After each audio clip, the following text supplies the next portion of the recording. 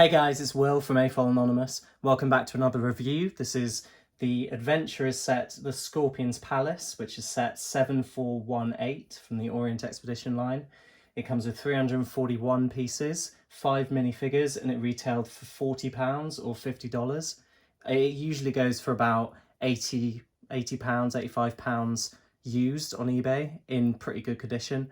I managed to get this for £36 with instructions and box in near mint condition. There was one main piece missing and it dropped a lot of the value, and you'll see which piece that was in a little bit. But first, we're just gonna check out the figures. So starting with the good guys, this is Johnny Thunder in his India exploration outfit. It's got a green torso instead of the standard desert one, and then tan legs and tan arms, his standard hat, the updated face for the Orient Expedition line, and then just comes with a little dark grey revolver there. Then second up is Dr. Kilroy, formerly Dr. Charles Lightning, who comes in this outfit, which is actually unique to this set. None of the pieces are unique, but getting them all on this one figure in one set is unique. So he has his green trousers there, his standard Orient Expedition bow tie and waistcoat piece on the torso, and then he has his white hat, and he comes with this map which actually, as you can hopefully see, shows the Scorpion Palace. Now third up, we've started on the villains. This is Sam Sinister. He is in his standard outfit for the Orient Expedition line with his top hat. He's got his hook there, and also just comes with a light grey revolver. Nothing unique about this figure. Our fourth minifigure is the Scorpion Palace Guard. This is a unique minifigure to this set. You can see the face print is used semi-commonly throughout the 2000s, but this torso print, which is blue, and it's got a green sash around his belt area with the dagger sticking out, and then there's red dot detailing up to his collar. This figure is unique to this set, and that torso hasn't appeared ever again. He comes with this accessory, which is a nice printed shield. As with a lot of the Adventurers sets, I think all the Adventurers sets actually, there isn't a single sticker in this set. So this is just a colourful print, which is really nice to see in mint condition. Just stick that back on there. And then he also has a scepter on the end of this massive stick. And then finally, another unique minifigure for this set. This is Maharaja Lalu. His torso is completely unique as well. You can see it's got a similar sash and dagger as the guard, but more flowery orange design.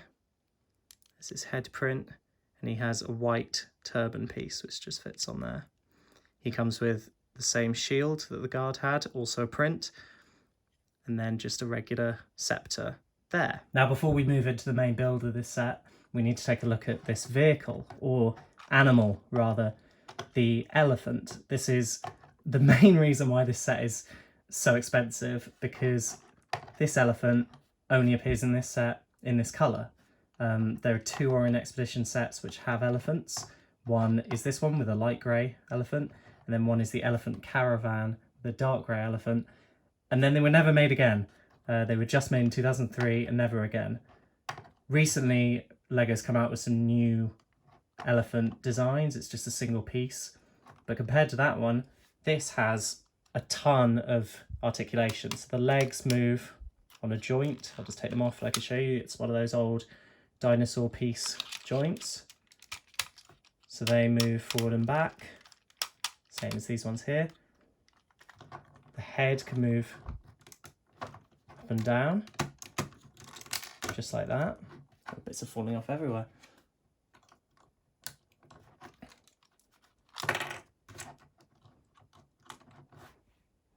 The ears can rotate, which I think is a really nice touch, because I think you might agree with me, you might not, but there's a certain emotion related to, depending on where these ears are, you can kind of make him look a bit sad, a bit shocked, which I just think is very nice. And then finally the trunk as well has 2 points of articulation, and that can rotate and be posed however you want it to be. And as I said, this is so expensive because A, these pieces didn't appear again in any sets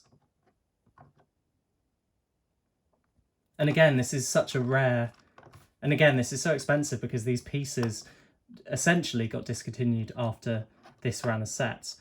But also the earpiece, which I'm just going to remove the head. That's quite a horrible image actually, and just push it out carefully. These two earpieces are only available in these Orient Expedition sets, those two sets that I mentioned previously. But as you can see there, they're only connected by a tiny little pin. And these themselves are about £10 each. They're so prone to breaking, and they're only available in those two Orient Expedition sets, 2 in light grey in this set and 2 in dark grey in the Elephant Caravan set, that you have to pay upwards of kind of £10–15 for each of these ears individually. And this was the piece that was missing when I bought this set, and I had to find it on Bricklink. And it's a nightmare. It's if you want 2 of these, it's almost cheaper to just find someone selling the elephant itself and then scrap the parts. So having put the head back on, I've just been very, very careful with it. Let's take a look at the top of this, because there's a small build on here to make the elephant rideable. As you can see, it's got this canopy piece on top, this circular piece, which does fold up on some joints. And then on the side, you've got a hook here for one of the old style backpacks, which does open to reveal a very small set of binoculars that come in this set. Popping that back on there, that just hooks onto there. Then on the other side, we've got a spade just clipped on there. And then on the front, there's this yellow detailing and a red gem in the middle. And this can seat 2 minifigures. So I'm just going to take the 2 good guys. So open the canopy up, and then it's a bit of a tight squeeze, but they do just pop in there. You can shut that canopy there, and then they're ready for you know, gonna look for some more really expensive elephants, presumably. That's what I've been doing for the last however long. So now onto the main build of the set. This is the Scorpion Palace. This is the penultimately large set, I don't know if that works, second largest set in the Orient Expedition line, and it's so wide that it's actually on 2 different base plates. So as you can see here in the corner, there's a little join where the 2 base places meet. This bigger base plate here is 16 by 32, and then on the side you've got another 16 by 16 base plate, so joining together that makes 16 by 48. So I'm just going to start on the left side here. The first thing that you'll see is there's a little scorpion detailing on here, and then a plant in the back as well. You've got these 2 openable brown doors, which don't actually lead anything. Lead to anything? That's words. Lead to anything, disappointingly, but it's a nice little addition there. And then going up this left side tower, you've got a white bulb kind of shaped piece here, which covers the top. And then in this nice printed arch piece here, which if you want a close up of that, you can see there's some really nice detailing that represents the palace roof there. Looks somewhat like a mosque. Some really, really nice printing. And you do get 2 of those in this set. Now moving down to the middle, you've got these 2 big pillars here. There's another scorpion detailing and some bricks leading the path up to the center, which we'll check out in a second. There's these 2 yellow scepters, one at either side of here, and some nice plant detailing at the top as well. And I also actually really like these circular yellow pieces. They're the same piece that was used for the shields earlier, but I think it adds a nice kind of pop of colour in the set. And then moving on to the top of the middle section, you've got this big bulb top piece in white, which I think only comes in a couple of other sets. It comes in one of the Trolls sets as like a kind of hot air balloon in pink, but I think this is the only set that it came in white. It's this really, really big, impressive piece that I think that's really nice. And then you've just got some yellow detailing at the top. And then on the right, the story is the same as it is on the left, except you've got this little bush here. The other plants are the same. You've got another scorpion there at the front. But then you've got this nice tapestry piece, which does swing open, although I'm not sure that it's meant to because there's not actually anything behind there. But giving you a better look at this printed tapestry piece, it's just a really nice print. Again, it's got that mosque-shaped building there. Looks like it could be a rug. It's just really nice, and that just affixes into this doorway down there. And then the top of the right side tower is exactly the same as the left. You've got one of these bulbs there, and then another printed piece for the archway. Now looking in the center of this, between the 2 archways, you've got this build here, which actually resembles a scorpion. But as you can see, these two pieces here, which are the pincers, they're currently closed. So if I wanted to come up and open them up to look like a scorpion, I could open that one first, but then opening this second one actually works quite well. It lets a ball tumble down and it hits whoever's trying to get at this treasure in here. And this treasure is definitely worth it because inside you've got 4 little gems in there. Now this scorpion design doesn't actually massively look like a scorpion, which is a shame, but on the back you can kind of see that's supposed to be the tail with a bit of detailing there, but that connects onto this. It does just kind of look like a black blob, but when we're on the back we can see how the mechanism works. So if I just take that out of the way there, you can see there's this little zone for where the ball sits, and just pressing that down would release it. However, you've got a little elastic band inside there which is connected just underneath to hold it up, but if you follow down this black cable, it's actually connected to that pincer that I moved earlier. So just pushing the pincer out drops that and then drops the ball down. So watching that in action from this angle, if I come to pull the pincer there, you can see how that just rolls down. And that's actually a really nice feature. I think the play function works really well. And it's obviously reminiscent of that scene in Indiana Jones. And then one last detail in this set is essentially what people are here for is another piece of treasure. There is a ruby at the back there, but the main event here is this golden shield. Now this is actually directly printed onto a shield piece. And this is in really, really good condition. I'm really happy with how this came out. But there's one last trap for anyone who's trying to get at it. And if you're unlucky enough to be caught on here and you just pull the pin out there, ideally you'd fall through, I think is the idea.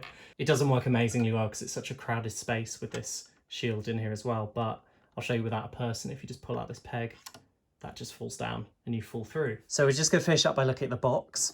Something that I didn't actually mention is, as you can see up here, it says board game included. Now, on the side, you get somewhat of a view of this. It came with some playing cards and then also 7 here, big kind of connectable puzzle piece boards, and also a set of dice.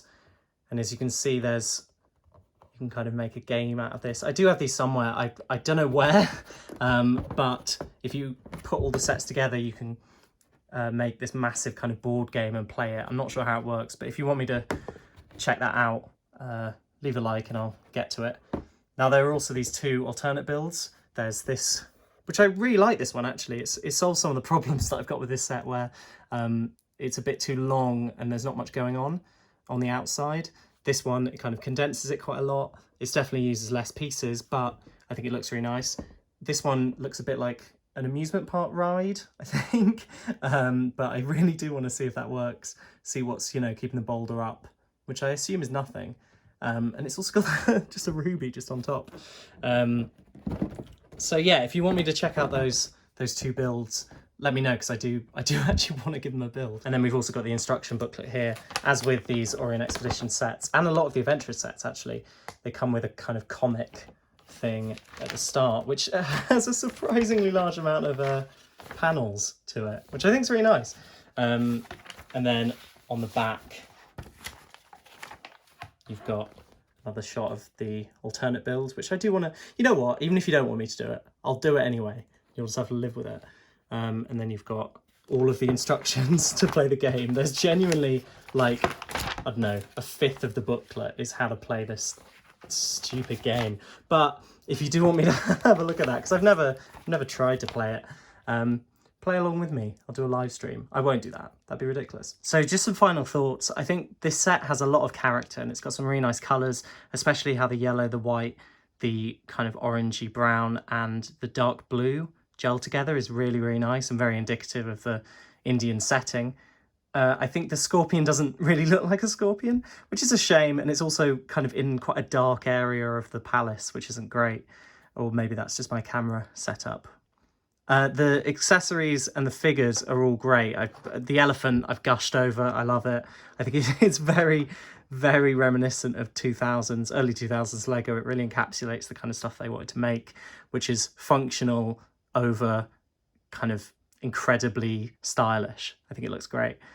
Disappointed though with the lack of flowers over the front. There's not much foliage at all in that section on the left hand side. It's very empty unless you have something like this to just kind of stick over it to try and ignore the fact. But yeah, I really like it. The prints are great. It's a really good addition to the Orient Expedition line. It's just not my favourite of the kind of playsets from this line, because they have done some slightly better where it's more condensed possibly. This is very linear. It's very wide and shallow as opposed to the opposite of that, I suppose. But the design that I showed you on the back of the instructions corrects some of that. So I think I will be checking that out. If you want to see me build that up and do a quick show through of it, then do leave a comment, leave a like. That is always handy. And yeah, thanks for watching. If you want any more adventurous content, I've reviewed a few of their sets, some desert ones, some more more rare desert ones. And also I've got a lot of haul videos up and some Bricklink unboxings and stuff like that. So do check it out. Subscribe, tweet at me at AFOL Anonymous. I'll see you soon. Bye guys.